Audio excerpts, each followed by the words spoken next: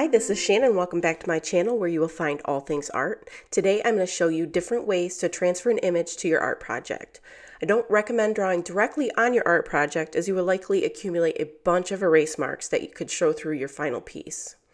Here I am taping tracing paper to a reference photo directly from my laptop, and you can easily do this with a TV or tablet.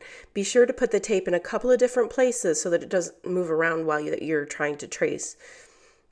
Try to keep the paper so that you can lift it to compare and be sure that you haven't missed anything as you go. I always make sure that the brightness is all the way up while I'm tracing so that I can see through as easily as possible. If you're a beginner at drawing, I recommend tracing to develop a better understanding of your proportions and how things look as you draw them. To improve your drawing skills, trace a couple times and then freehand it.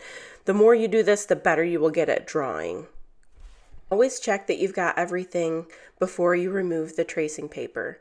The great thing about tracing paper is that if you mess up while working on a piece, after you're all done, you can retape up your tracing paper and redraw it back on if you lose lines or something like that. Once you remove the tracing paper, tape it up to your project with the same two pieces of tape. I just leave the same two pieces of tape on it and reuse the tape. On darker pieces, I use white transfer paper, and on the lighter pieces, I use a graphite transfer paper. Be sure not to go too dark so these lines don't show through your final piece. Another method is the projector. I only use this for larger projects as I like the tracing paper because I can hold on to the traced copy in case I need to fix anything as I'm working on a piece. I leave the tape on it like I said earlier, and I just tape it right to my studio wall until I'm done working on the piece. When working with a projector, you can trace directly onto your project.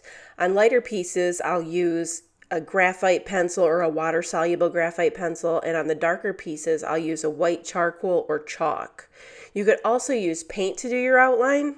I don't do this very often, though. I like being able to move things around. Thank you so much for watching this video. If you found it helpful, there are more tutorials on my channel. I'll see you next time.